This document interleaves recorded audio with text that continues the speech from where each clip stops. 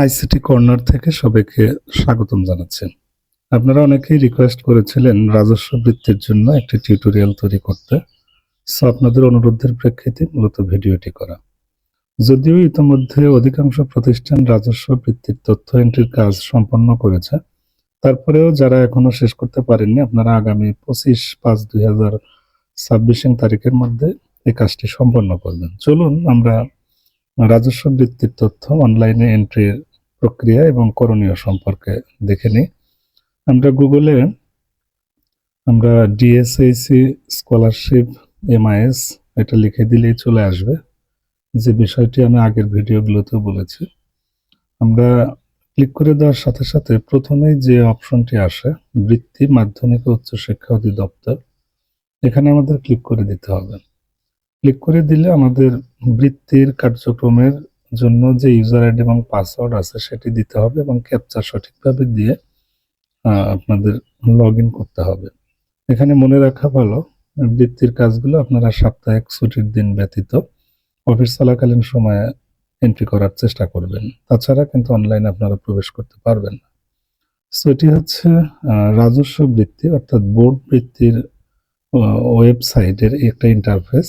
আপনারা বৃত্তির তথ্য এন্ট্রির সময়, এন্ট্রির নির্দেশনা এবং প্রয়োজনীয় তথ্য উপরে স্ক্রলিং মেসেজে লক্ষ্য করলে পেয়ে যাবেন এবং এখানে সকল নোটিশ দেখুন ক্লিক করলেও আপনারা এ সংক্রান্ত বিস্তারিত গাইডলাইন বা নির্দেশনা পাবেন। আমরা নতুন শিক্ষার্থী এন্ট্রির ক্ষেত্রে নতুন শিক্ষার্থী এন্ট্রি প্রাথমিক নির্বাচন, এখানে আমাদের ক্লিক করে দিতে হবে। এখানে ক্লিক করে দিলে শিক্ষার্থীর তথ্য এন্ট্রির ফর্ম প্রদর্শিত হবে।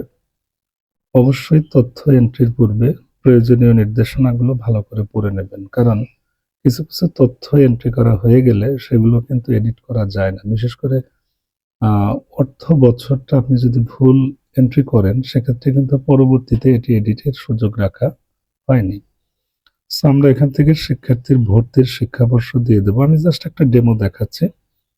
ভর্তির শিক্ষাবর্ষ, আমি একজন জেএসসি অর্থাৎ অষ্টম শ্রেণীতে একজন বৃত্তি পেয়েছে, তার তথ্য ইনপুট করবো। সো ভর্তির শিক্ষাবর্ষ হবে জেএসসি বৃত্তি পরীক্ষার পরের বছর, অর্থাৎ 2026 দিবেন, আর অর্থ বছর 25-26 দেবেন।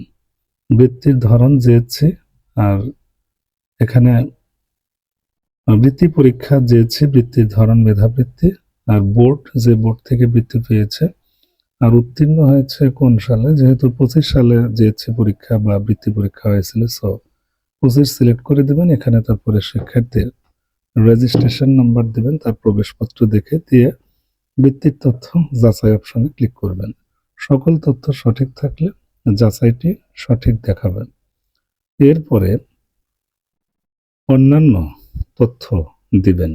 এখানে একটা বিষয় জেনে রাখা ভালো, শিক্ষার্থীর জন্ম নিবন্ধনের তথ্য দিয়ে আপনি যদি যাচাই করেন, সেক্ষেত্রে সঠিক জন্ম নিবন্ধন থাকলেও অনেক সময় লেখা আসে জন্ম নিবন্ধন তথ্য সঠিক নয়। এই জন্য আপনারা জন্ম নিবন্ধনের তথ্য, যেমন জন্ম তারিখ, জন্ম নিবন্ধন নম্বর, এগুলো লিখে দিয়ে দেবেন এবং বাংলা ইংরেজিতে নাম লিখে দেবেন।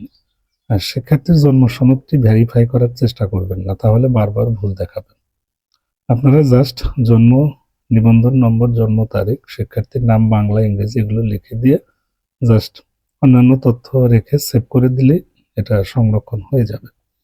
এরপর শিক্ষার্থীর পিতার তথ্য, মাতার তথ্য, তার ঠিকানা, বর্তমান স্থায়ী, তার অধ্যয়ন সংক্রান্ত তথ্য, পূর্ববর্তী শিক্ষা প্রতিষ্ঠানের তথ্য, এগুলো জাস্ট আপনারা ক্লিক করে করে দিবেন, কোনো সমস্যা নেই। এটা খুবই সিম্পল একটা কাজ।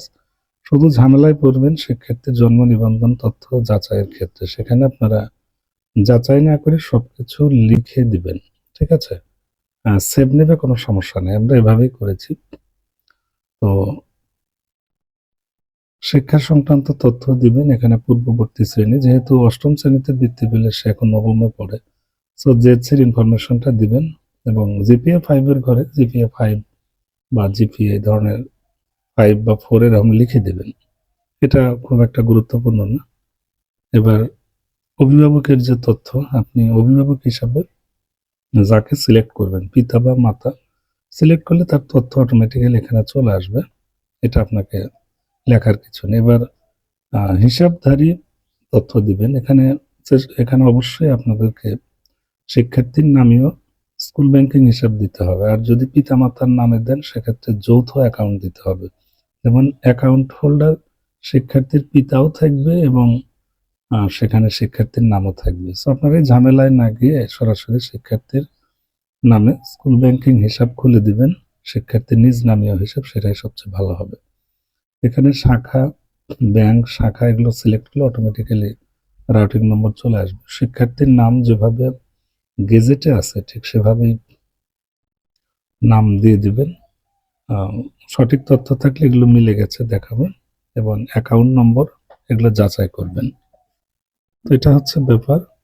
আপনি এন্ট্রিকৃত শিক্ষার্থীদের তথ্য শিক্ষার্থীর তালিকায় দেখবেন, ঠিক আছে? আর আগের যে বিষয়টা ছিল, সকল তথ্য দেওয়ার পর সংরক্ষণ দিয়ে দিলে সব তথ্য ঠিক থাকলে স্বয়ংক্রিয়ভাবে সেটা সংরক্ষণ হবে। আপনি এটা চাইলে দেখতেও পারেন এন্ট্রিকৃত শিক্ষার্থীর তথ্য।